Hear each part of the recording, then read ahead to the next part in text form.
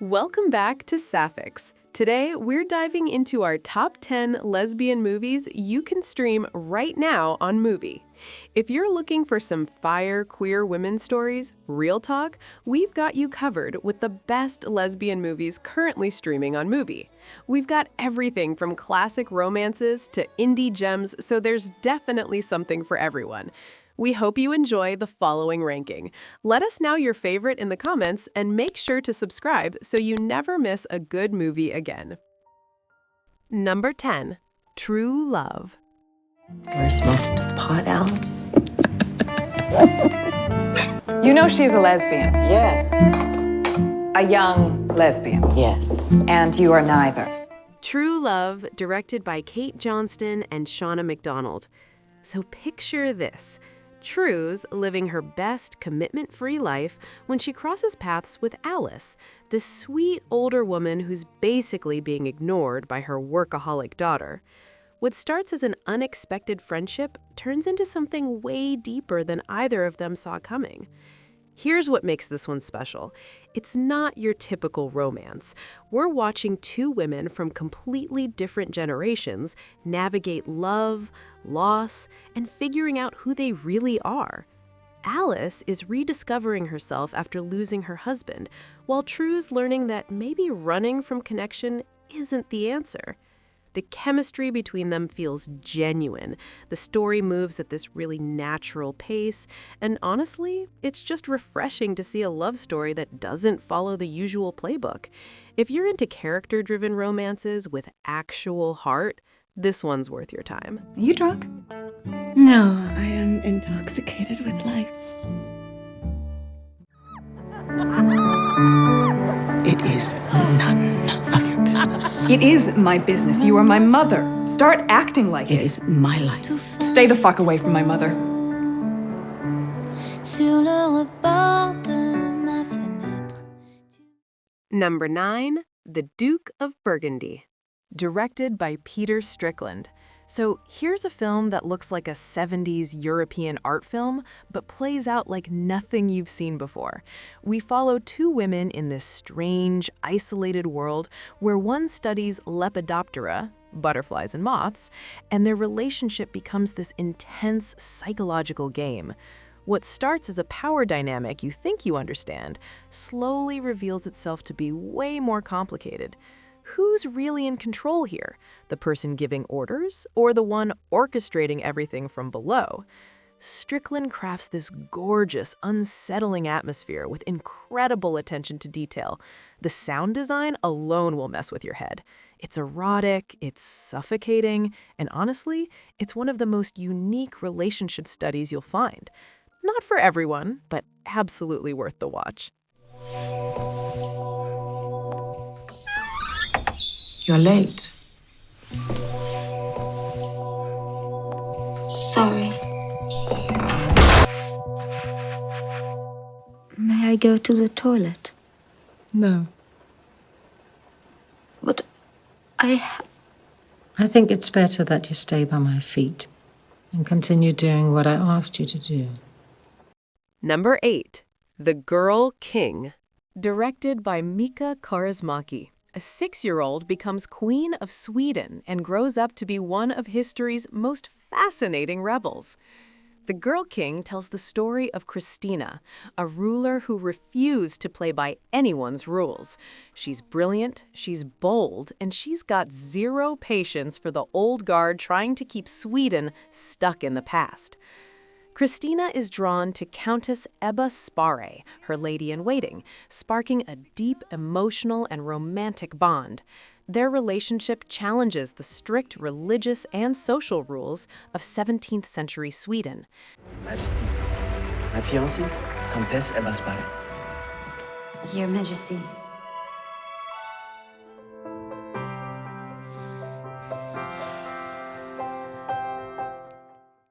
But But here's where it gets interesting. While she's fighting to drag her country into the future, Christina's also discovering who she really is. And let's just say the conservative court isn't exactly throwing her a pride parade. This is a period drama that feels surprisingly modern, exploring power, identity, and what happens when you're born to lead but refuse to be who they expect you to be. Number 7. Water Lilies. Quoi? Je t'ai vu l'autre jour au spectacle.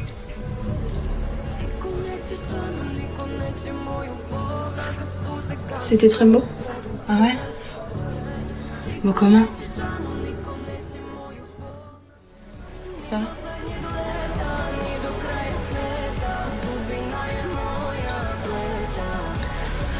Est-ce que je pue de la gueule? Sûr?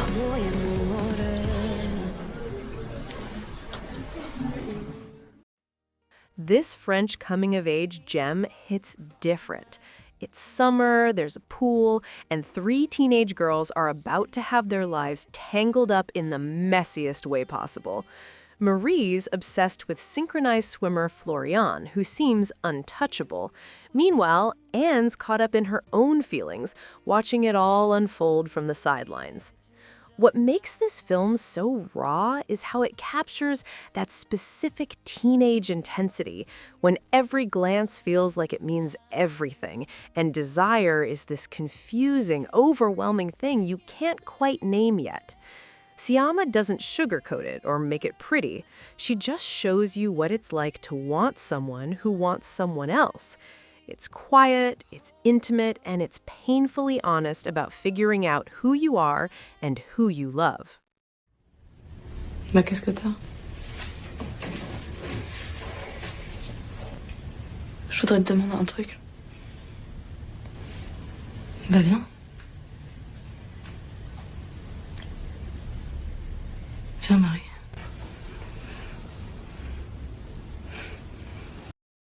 Number 6. Lianna.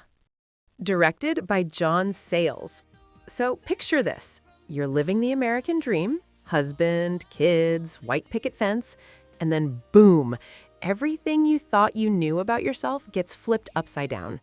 That's Lianna's reality.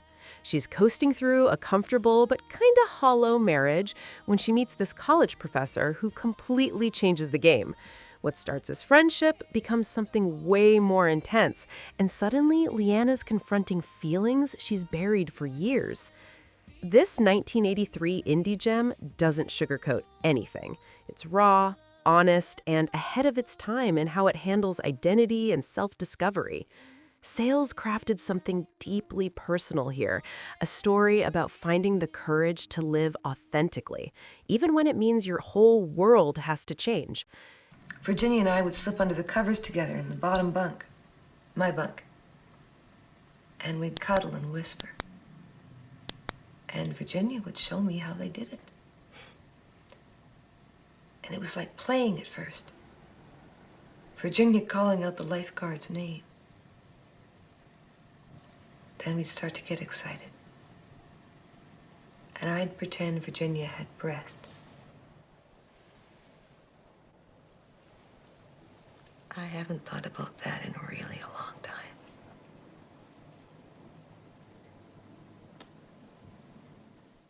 Number 5. My Old Ass. Hey, freak. Who are you? Elliot. Dude, I'm you. You're me. What's up? I don't have a gap in my teeth. Yeah, wear your retainer. Left boob, 1 cup smaller than the right. What if you could meet your future self and get a heads up about all the mistakes you're about to make? That's exactly what happens to Elliot during what starts as a simple mushroom trip on her 18th birthday. Instead of just pretty colors and giggles, she comes face to face with her 39-year-old self, who's got some serious warnings about the choices she's making. Suddenly, everything Elliot thought she knew about her family, her future, and especially love, gets completely turned upside down. The story explores Elliot's self-discovery, including her sexuality, as she begins the film identifying as a lesbian, but later realizes her feelings are more fluid. This isn't your typical coming-of-age story. It's funny, it's heartfelt, and honestly, it'll make you wish you could text your future self for advice. Because sometimes the best person to save you from yourself is literally yourself. I have an idea. Can we kiss? No. What? Why? Why? It's just a kiss. It's not like sexual. A kiss is innately sexual. No, it's know what it's like to kiss yourself. But it's like you're younger. So Okay, can I at least touch my old ass? Just a quickie. I'm not gonna like. fine. I'm not gonna like shove tongue in your mouth. Fine, kiss me. I don't care. What? Now you know. Number 4, The Watermelon Woman. This groundbreaking 1996 film follows Cheryl, a young black lesbian working at a video store in Philadelphia. While making her own documentary, she becomes obsessed with a black actress from the 1930s who only ever got credited as the Watermelon Woman in those old Hollywood films. As Cheryl digs deeper into this forgotten performer's life, she uncovers way more than she bargained for. The search becomes personal, mirroring her own journey of identity and desire. Cheryl Dunye actually coined the term "dunyumentary" for this blend of documentary and fiction. It's funny and it asks hard questions about representation, erasure, and who gets to tell their own story.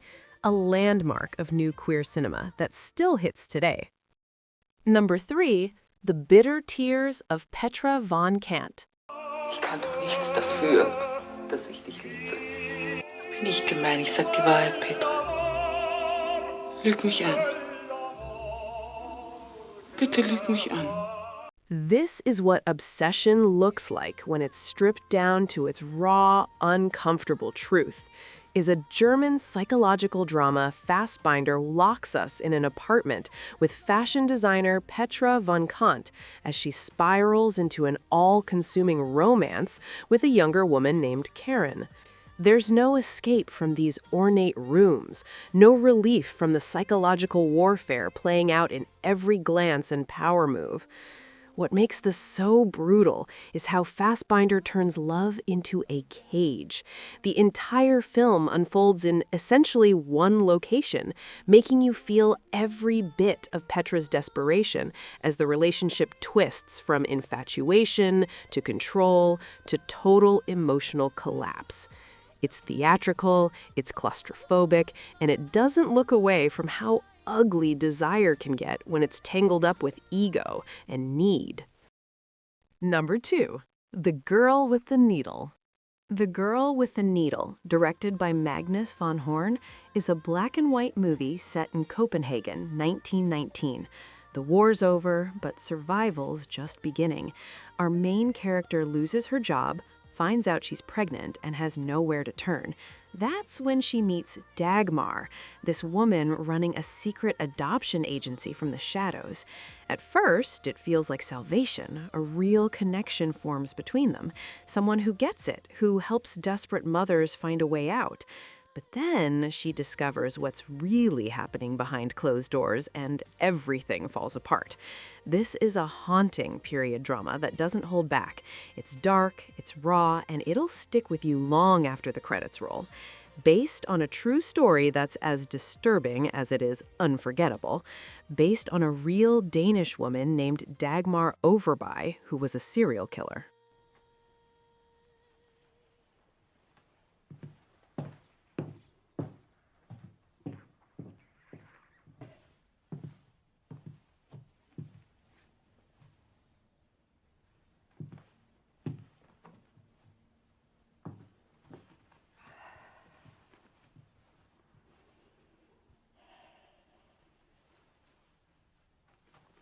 Mamá huele mal.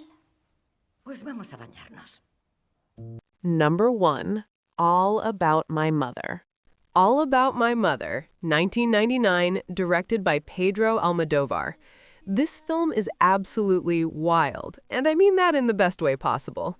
After losing her son in a tragic accident, nurse Manuela returns to Barcelona searching for his father, who happens to be a trans woman. What follows is this beautiful, chaotic mess of grief, love, and found family. You've got a fading theater actress who's completely unhinged, her possessive lesbian lover, and a nun who's pregnant and HIV positive. Sounds heavy, right? but Almodovar somehow makes it vibrant and darkly funny. The performances are stunning, especially Cecilia Roth as Manuela. It won the Oscar for Best Foreign Language Film, and honestly, it deserved every bit of praise. This one stays with you. Did we miss one of your favorites? Let us know in the comments below.